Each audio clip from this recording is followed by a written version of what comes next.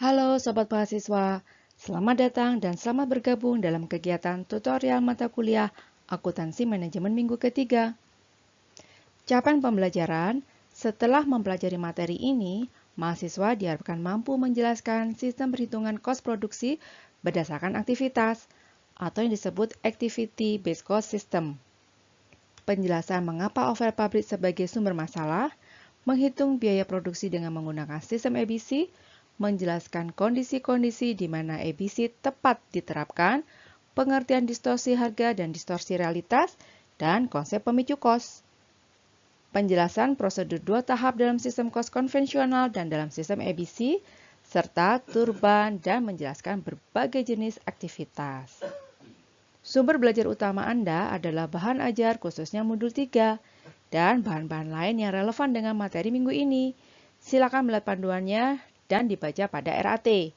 Di samping itu, mahasiswa diharapkan aktif mengikuti diskusi, karena keikutsertaan Anda dalam diskusi akan menentukan nilai akhir tutorial Anda. Anda juga diharapkan dapat berlatih mengerjakan soal-soal yang tersedia pada menu kuis. Selamat mengikuti ya, selamat belajar dan sukses buat kita semuanya. Perhitungan kos berbasis aktivitas. Pendekatan konvensional dan ABC merupakan dua pendekatan yang saling bersaing dalam hal penetapan kos produksi ke kos objek. Baik pendekatan konvensional maupun ABC, kos produksi yang dihasilkan pada akhirnya sama-sama ditetapkan ke suatu objek kos seperti produk, pelanggan, pemasok, lini pemasaran, dan lain sebagainya. Ketika kos telah ditetapkan pada suatu objek kos, maka selanjutnya dapat dihitung berapa kos per unit dengan membagi total kos dengan unitnya. Kos produksi per unit merupakan informasi kritikal bagi jenis perusahaan apapun. Penentuan kos produk yang salah menyebabkan pengambilan keputusan dalam hal penentuan harga jual produk yang salah pula. Akibatnya, profit tidak dapat dicapai secara maksimal dan dalam jangka panjang dapat menyebabkan perusahaan kalah bersaing. Selain itu, informasi yang disajikan ke pihak eksternal menjadi tidak tepat dan dapat menyebabkan pihak eksternal salah dalam menilai kondisi perusahaan. Oleh karenanya, keakuratan dalam penetapan kos ke kos produksi tentu saja menjadi hal yang sangat diprioritaskan. Prosedur 2 tahap dalam sistem penetapan kos konvensional. Pada tahap pertama, semua kos produksi tidak langsung, baik yang menyangkut produksi maupun penunjang, dibebankan ke pusat-pusat kos produksi. Jumlah yang akhirnya tertampung dalam pusat-pusat kos tersebut merupakan hasil kali antara nilai yang melekat pada sumber daya dengan jumlah kuantitas sumber daya. Digambarkan dengan C sama dengan P kali Q. Hasil pembebanan pada tahap pertama ini digunakan untuk dua tujuan. Yang pertama untuk mengevaluasi kinerja manajer pusat kos, dan yang kedua untuk dibebankan ke produk dalam rangka penetapan kos sediaan guna pelaporan eksternal. Tahap kedua adalah membebankan kos yang tertampung di pusat-pusat kos produksi ke produk. Pada tahap ini, para perancang sistem kos perlu memilih suatu ukuran yang seragam atau uniform sebagai dasar alokasi. Pada pendekatan konvensional, dasar alokasi yang dimaksud bersifat unit level. Contoh dari driver unit level tersebut umumnya adalah 1. Unit yang diproduksi, 2. Jumlah jam tenaga kerja langsung, 3. Jam mesin, 4. Kos tenaga kerja langsung, dan yang kelima adalah kos bahan baku langsung. Prosedur 2 tahap ini dapat mengakibatkan distorsi dengan dua cara, yaitu yang pertama, distorsi harga, yaitu distorsi yang terjadi karena pembebanan sumber daya ke pusat kos tidak dapat menyerap secara akurat konsumsi sumber daya penunjang. Kedua, distorsi kuantitas.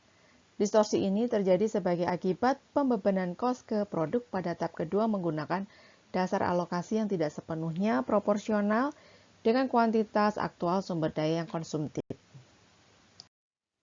Atas dasar ketidakakuratan informasi kos yang dihasilkan tersebut, atau yang biasa disebut distortif, maka berbagai cara untuk mengatasi telah diupayakan. Misalnya, pembebanan pada tahap pertama menggunakan mekanisme yang lebih akurat. Membentuk pusat-pusat kos yang lebih banyak diikuti dengan penggunaan tarif alokasi departemental, serta pemisahan pusat kos menjadi pusat kos otomatik dan pusat kos manual dengan tarif yang berbeda. Namun, upaya-upaya tersebut belum memberikan hasil yang memuaskan karena bagaimanapun juga dasar alokasi yang dipilih tetap hanya bersifat unit related. Di samping itu, beberapa pekerjaan menjadi semakin rumit. Mahasiswa yang budiman, berikut adalah aktivitas-aktivitas yang dilakukan dalam ABC. Yang pertama, unit level activity. Kedua, batch level activity. Selanjutnya dilanjutkan dengan product level activity dan facility sustaining level activity. Dalam menentukan aktivitas-aktivitas yang terjadi, langkah pertama, klasifikasikan aktivitas-aktivitas yang terjadi menjadi 4 kelompok. Selanjutnya, pengasosiasian cost dengan aktivitas dilanjutkan dengan seperangkat cost pool homogen, pool rates atau tarif pool, menentukan cost aktivitas arus unit atau unit level activity cost, dan yang terakhir adalah cost aktivitas berbasis batch atau batch level activity cost. Mahasiswa, ada pertanyaan, apakah ABC lebih baik dibandingkan konvensional? Nah, untuk melihat apakah ABC lebih baik dari konvensional harus memenuhi 2 kriteria. Yang pertama, ABC akan tepat diterapkan pada perusahaan yang memiliki karakteristik berikut ini. Yang pertama, pada perusahaan yang memiliki porsi non-unit overhead cost yang sangat besar. Pada kenyataannya, karakteristik besarnya cost FOH yang dimiliki tersebut sering dikaitkan dengan perusahaan manufaktur yang bersifat padat modal. Karena pabrik jenis ini banyak mempergunakan mesin-mesin, sehingga jelas cost overhead-nya memiliki porsi yang lebih besar dibandingkan cost bahan baku dan cost tenaga kerja langsung. Namun demikian, kondisi tersebut tidaklah cukup sebagai penentu dari tepat atau tidaknya perusahaan menggunakan ABC. Yang kedua, yaitu diversity produk, yang mana artinya produk-produk yang diproduksi mengkonsumsi sumber daya dengan proporsi yang berbeda-beda. Misalkan perusahaan memproduksi 2 jenis produk, yaitu produk A dan produk B. Dalam proses produksinya, produk A lebih banyak memerlukan sentuhan dan penanganan manual secara langsung dari tenaga kerja langsung, sedangkan produk B bisa diproduksi hanya dengan menggunakan mesin-mesin atau peralatan.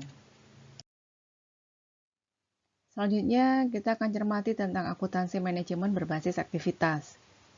ABM adalah proses manajemen yang terintegrasi yang memfokuskan perhatian manajer hanya pada aktivitas yang dapat meningkatkan nilai bagi pelanggan sehingga peningkatan nilai tersebut dapat membantu perusahaan untuk mencapai profitabilitas jangka panjang.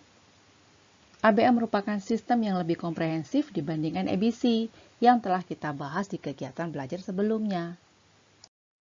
Saudara mahasiswa, activity based management lebih menekankan pada pertanggungjawaban terhadap aktivitas daripada pertanggungjawaban terhadap cost. Filosofi dasarnya menyatakan bahwa cost hanyalah sebuah akibat dari dilakukannya aktivitas. Dengan filosofi ini, terjadilah reorientasi fokus pengendalian dari pengendalian cost ke penyebab timbulnya cost. Dengan demikian, terdapat 2 tujuan umum dari ABM, yakni yang pertama, memperbaiki kualitas pengambilan keputusan dengan disediakannya informasi cost yang akurat.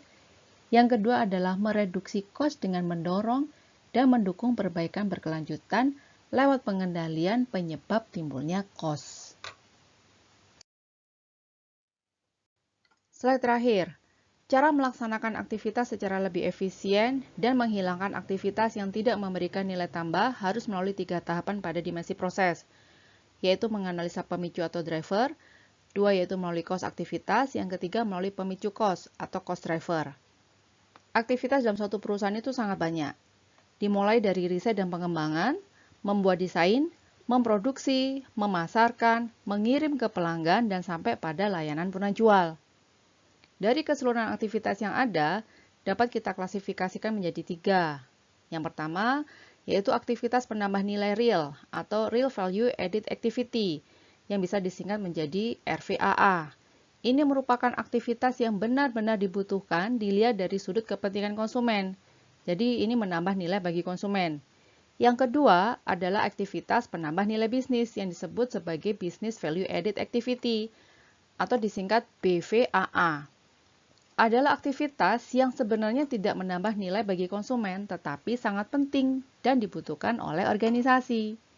Yang ketiga, aktivitas tidak menambah nilai atau non-value added activity, disebut NVAA, adalah aktivitas-aktivitas yang tidak diperlukan baik oleh konsumen maupun oleh organisasi.